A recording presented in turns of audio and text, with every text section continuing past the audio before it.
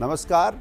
आज बात युद्ध की, आज बात इजराइल की, आज बात अमेरिका की, आज बात ईरान की।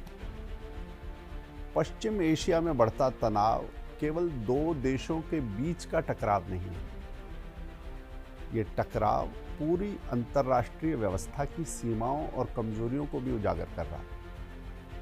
जब दुनिया की सबसे शक्तिशाली ताकतें आमने सामने खड़ी होती हैं तो प्रश्न केवल युद्ध का नहीं रहता। प्रश्न ये भी होता है कि क्या वैश्विक संस्थाएं सच में शांति बनाए रखने में सक्षम हैं। दूसरी ओर ईरान के भीतर भी एक जटिल सामाजिक तस्वीर दिखाई देती है। निष्ठा, कौन किसके साथ है। असंतोष, कौन भीतर से कितना उबल रहा है। राष्ट्र और उसकी परिभाषाएं कहाँ हैं, उसके नागरिक कहाँ हैं। और इसके साथ ही डर, वो डर कितना गहरा है, कितना पसरा है। इन सबके बीच समाज की वास्तविक मनोदशा क्या है, ये जटिल गुत्थी है। इसे समझना आसान नहीं। और जब हम बात करते हैं पश्चिम एशिया की, ईरान की, इस उथल पुथल की, तो इसके साथ साथ भारत में उठ रहे कुछ प्रदर्शनों ने एक और बहस को जन्म दिया।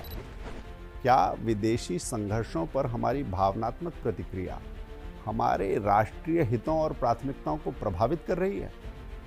तो आज परख में हम तीन बड़े प्रश्नों को समझने की कोशिश करेंगे, इसके आयामों को समझने की कोशिश करेंगे। क्या अमेरिका ईरान तनाव वैश्विक व्यवस्था की विफलता का संकेत है? ईरान के समाज की वास्तविक स्थिति क्या है? लोग किसके साथ हैं और किससे उकता चुके हैं? और भारत में उठ रही प्रतिक्रियाओं के पीछे आखिर भावनाएं हैं या राजनीति? अमेरिका और ईरान के बीच युद्ध की स्थिति वर्तमान अंतर्राष्ट्रीय व्यवस्था की सीमाओं और कमजोरियों को उजागर करती है, बेपर्दा करती है। आधुनिक विश्व व्यवस्था का मूल उद्देश्य अंतर्राष्ट्रीय संस्थाओं, नियमों और कूटनीतिक प्रक्रियाओं के माध्यम से बड़े सैन्य संघर्षों को रोकना तथा विवादों का शांतिपूर्ण समाधान सुनिश्चित करना, ये अपेक्षा रही है। किंतु जब दो प्रभावशाली सैन्य ताकतें टकराव की स्थिति में पहुंच जाती हैं तो ये स्पष्ट हो जाता है कि मौजूदा अंतर्राष्ट्रीय व्यवस्था, संस्थाएं, वो संरचनाएं, ये सब अपने मूल उद्देश्यों को पूरी तरह हासिल करने में अभी भी सफल नहीं हो पाई हैं। वो असहाय दिखती हैं, वो किनारे पर दिखती हैं, उनका प्रभाव छीजता हुआ दिखता है। सबसे पहले ये स्थिति अंतर्राष्ट्रीय सुरक्षा व्यवस्था की कमजोरियों को उजागर करती है। वैश्विक शांति बनाए रखने की जिम्मेदारी जिन संस्थाओं पर आधारित मानी जाती है, उनकी भूमिका अक्सर शक्तिशाली देशों के राजनीतिक हितों से प्रभावित हो जाती है। और इससे होता क्या है? होता यह है कि जब बड़े देश अपने सामरिक हितों के आधार पर सैन्य कार्रवाई का निर्णय लेते हैं तो उन्हें रोकने के लिए प्रभावी संस्थागत तंत्र दिखाई ही नहीं देता। यह स्थिति दर्शाती है कि अंतर्राष्ट्रीय सुरक्षा व्यवस्था आज भी शक्ति संतुलन और राष्ट्रीय हितों की राजनीति से गहराई से प्रभावित है। दूसरा महत्वपूर्ण पहलू वैश्विक अर्थव्यवस्था और ऊर्जा व्यवस्था से जुड़ा है। दुनिया का लेन देन, दुनिया की कमाई धमाई, दुनिया की ऊर्जा जरूरतें, ईंधन के समीकरण, ये सारी व्यवस्थाओं से जुड़ा हुआ दूसरा पहलू है। पश्चिम एशिया विश्व ऊर्जा आपूर्ति का प्रमुख केंद्र है।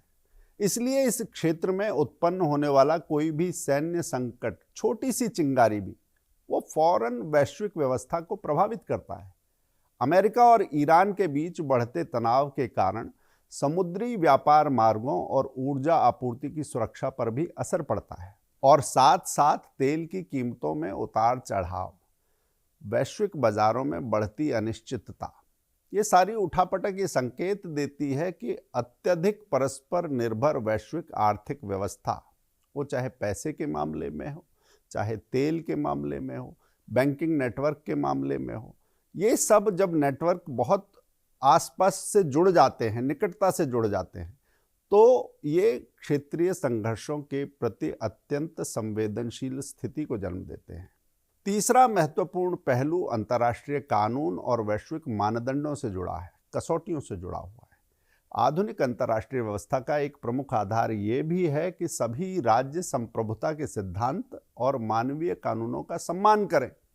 किंतु जब युद्ध जैसी परिस्थिति होती है तो इन परिस्थितियों में इन सिद्धांतों की व्याख्या अक्सर शक्तिशाली देशों के रणनीतिक हितों के अनुसार, उन्होंने कैसा मोर्चा सजाया हुआ है, उनकी क्या जरूरत है, इसके अनुसार ये परिभाषाएं और ये व्याख्याएं की जाती हैं। इससे स्पष्ट होता है कि अंतर्राष्ट्रीय नियमों की प्रभावशीलता काफी हद तक राज्यों की राजनीतिक इच्छा शक्ति और उनके प्रभाव पर निर्भर करती है। और कई बार व्यवहार में जो नियम कायदे बनाए हुए हैं, जो दिखते हैं, वास्तव में वो नियम कुछ देशों के लिए कमजोर पड़ जाते हैं। इन सभी पहलुओं को एक साथ देखने पर साफ होता है कि अमेरिका और ईरान के बीच का संघर्ष केवल दो देशों के बीच का सैन्य टकराव नहीं है। यह वर्तमान अंतर्राष्ट्रीय व्यवस्था की संरचनात्मक कमजोरियों को भी उजागर करता है। वैश्विक संस्थाओं की सीमित क्षमता, परस्पर आर्थिक निर्भरता की संवेदनशीलता और अंतर्राष्ट्रीय नियमों के जो उनका पालन होना चाहिए, इस मामले में कमजोर पड़ने से ये संकेत मिलते हैं कि अंतर्राष्ट्रीय राजनीति में शक्ति संतुलन और राष्ट्रीय हित अभी भी निर्णायक भूमिका निभाते हैं। इस दृष्टि से ये संघर्ष वर्तमान में अंतर्राष्ट्रीय व्यवस्था की विफलताओं को समझने का एक महत्वपूर्ण उदाहरण या कहिए केस स्टडी बन चुका है। अब बात इस चिंगारी और उससे उपजे ताप के भारत तक फैले असर की। ईरान की वर्तमान सामाजिक स्थिति को समझने के लिए ये मान लेना पर्याप्त नहीं है कि समाज या तो पूरी तरह शासन के साथ है या पूरी तरह उसके विरोध में है। जब भी ऐसा होता है तो वास्तविकता थोड़ी अलग हो सकती है, समीकरण थोड़ा जटिल हो सकता है। वास्तविक परिदृश्य कहीं अधिक जटिल है आज ईरान का, और अगर इस जटिलता को समझना हो तो इसकी चार प्रमुख सामाजिक प्रतिक्रियाओं के मिश्रण को देखना होगा कि उसको अलग अलग तरीके से वर्गीकृत करके समझेंगे तो समझ में आएगा कि लोग अगर एक लामबंदी में दिखाई दे रहे हैं तो उसका राजनीतिक निहितार्थ क्या है, लोगों के मन में क्या चल रहा है। इसमें पहला समूह वो लोग हैं जो वैचारिक रूप से शासन के समर्थक हैं। इसमें इस्लामिक रिवॉल्यूशनरी गार्ड हैं, बसीज मिलिशिया है, मजहबी प्रतिष्ठान और आस्था से जुड़े हुए लोग हैं, उन संस्थाओं से लाभ पाने वाला एक बड़ा सामाजिक वर्ग, उनके परिवार, वो भी इसके साथ जुड़ते हैं तो ये संख्या बड़ी हो जाती है। समर्थक इसके साथ जुड़ जाते हैं तो एक साइजेबल कम्युनिटी आप कह सकते हैं, एक बड़ा वर्ग ये दिखाई देता है। और ये समूह न केवल शासन के प्रति वफादार रहता है बल्कि वफादार दिखना भी चाहता है। सार्वजनिक प्रदर्शनों, रैलियों और लामबंदी में भी वो सक्रिय भूमिका निभाते हैं। इस कारण कई बार जो बड़ी भीड़ दिखाई देती है उसका एक संगठित हिस्सा इसी नेटवर्क से आता है। ये सत्ता से लाभ पाने वाले, उसके प्रति श्रद्धा रखने वाले, उसके निकट के लोगों का समूह है। और कई बार उस समूह के भय में, उस घेराबंदी में जो लोग आते हैं वो भी इससे जुड़ जाते हैं, तो ये समूह और बड़ा दिखाई देता है। ये पहली श्रेणी है। दूसरा समूह है जो शासन से असंतुष्ट है, मगर ये असंतोष वो दिखा नहीं पाया। जब उसने ये असंतोष दिखाने की कोशिश की तो दबा दिया गया, दमन भी हुआ। और पिछले वर्षों में जो विरोध प्रदर्शनों में सक्रिय रूप से कुछ लोग दिखाई दिए, जिसकी रिपोर्टिंग पश्चिमी मीडिया ने की, ये वर्ग वो है। इस वर्ग में बड़ी संख्या में युवा हैं, छात्र हैं, शहरी मध्यम वर्ग और ऐसे लोग शामिल हैं जो सामाजिक स्वतंत्रता, आर्थिक अवसर, आर्थिक पारदर्शिता, राजनीतिक सुधार, ये सब मांगे करते रहते हैं। मानवाधिकार की बात करते हैं, स्त्री गरिमा की बात करते हैं, अधिकारों की बात करते हैं। इन लोगों में शासन के प्रति असंतोष बना रहता है, परंतु साथ साथ युद्ध और दमन की परिस्थितियों में इनकी सार्वजनिक अभिव्यक्ति बहुत सीमित हो जाती है। एक अच्छा लक्षण रखता है मगर वो लक्षण उभर नहीं पाता, उसकी शक्ति उतनी नहीं होती। ये दूसरा वर्ग है जिसे इस समय में थोड़ी ताकत मिली है, जिसकी रिपोर्टिंग इस समय थोड़ी व्यापक तौर पर होने लगी है। तीसरा समूह उनका है जो शासन से पूरी तरह संतुष्ट नहीं होते, लेकिन बाहरी हमले या राष्ट्रीय संकट की स्थिति में देश के पक्ष में खड़े हो जाते हैं। ये भावना अक्सर राष्ट्रीय पहचान, संप्रभुता और सुरक्षा की चिंता से पैदा होती है। इसको कई बार अंग्रेजी में रैली अराउंड द फ्लैग भी कहते हैं। यानी जब देश की बात आई तो बाकी सब चीजें छोड़कर लोग एकजुट हो जाते हैं। जब ऐसा होता है तो ऐसे लोग सरकार का समर्थन करने के लिए नहीं, बल्कि देश को बाहरी खतरे से बचाने की भावना से एकजुट दिखाई देते हैं। इसलिए युद्ध के समय में कई समाजों में अस्थायी राष्ट्रीय एकता दिखाई देती है। चौथा समूह, ये ऐसा समूह है जो भय और असुरक्षा के कारण सार्वजनिक रूप से शासन के अनुरूप व्यवहार करता है। दमन, निगरानी, गिरफ्तारी के खतरे, सूचना, नियंत्रण, ये सारी परिस्थितियों में कई लोग खुलकर वास्तविक राय व्यक्त नहीं कर पाते। वो सार्वजनिक रूप से तटस्थ, मौन या अनुकूल दिखाई दे सकते हैं, जबकि निजी तौर पर उनके विचार अलग हो सकते हैं। इन समूहों को एक साथ देखने पर ईरान में दिखने वाली एकजुटता को समझना आसान हो जाएगा।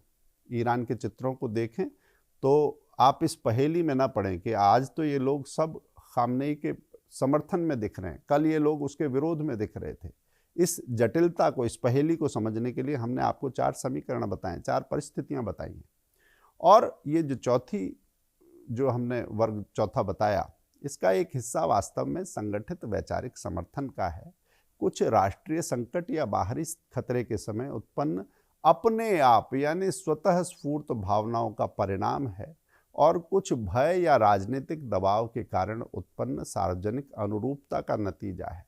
इसलिए जो एकजुटता दिखाई देती है वो किसी एक कारण से नहीं, बल्कि विभिन्न सामाजिक और राजनीतिक कारकों से, समीकरणों का सम्मिलित प्रभाव का परिणाम है।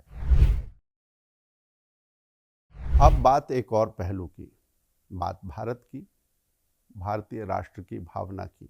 भारतीय राष्ट्र भावना का केंद्र सदा से संप्रभुता, सामाजिक शांति और राष्ट्रीय हित होना चाहिए। परंतु हाल के दिनों में देश के कुछ हिस्सों में ईरान से जुड़े घटनाक्रम पर आयोजित प्रदर्शन और शोक सभाओं ने चिंता उत्पन्न कर दी है।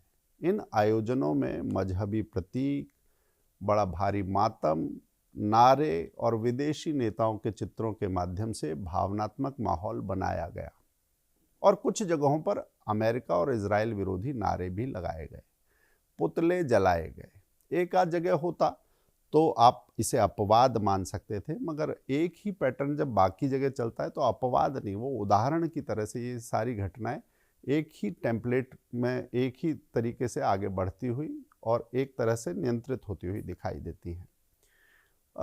विदेशी झंडों का प्रतीकात्मक अपमान, लोगों के एक जैसे नारे, ये बड़े संकेत हैं कि कोई पीछे से क्या इस सब को चला रहा था। ये सब उस धरती पर हुआ जिसका इन घटनाओं से कोई प्रत्यक्ष संबंध नहीं था। ईरान दूर है, भारत अलग है, मगर वहाँ की घटना के लिए जो उद्वेलन, जो बेचैनी, जो मातम यहाँ दिखा, क्या उसका कोई वाजिब कारण था? क्या उसका होना इस समय पर आवश्यक था? ऐसे प्रदर्शन न केवल सामाजिक सौहार्द को चुनौती देते हैं, बल्कि राष्ट्रीय हित और सुरक्षा पर भी प्रश्न उठाते हैं।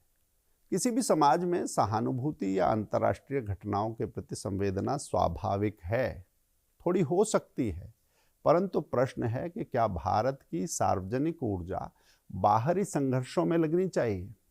किसी और के घर में हो रहा है और हम अपनी छाती यहाँ पर पीट रहे हैं, तो इसमें ताकत किसकी जा रही है? इस देश की ताकत क्या ऐसे खर्च होनी चाहिए, या इसे अपने देश की चुनौतियों में, गरीबी, शिक्षा, रोजगार, अपने दैनंदिन जीवन की जो चुनौतियां हैं, बड़े प्रश्न हो तो पर्यावरण, सामाजिक समरसता, इनका समाधान करने के लिए कोई मंगल ग्रह से लोग नहीं आएंगे, इसी देश के लोगों को वो काम करना है। और जब इतनी सारी चुनौतियां हैं, हम किन चीज़ों में उलझे हैं? अपनी चुनौतियों के समाधान पर ध्यान केंद्रित करना चाहिए था।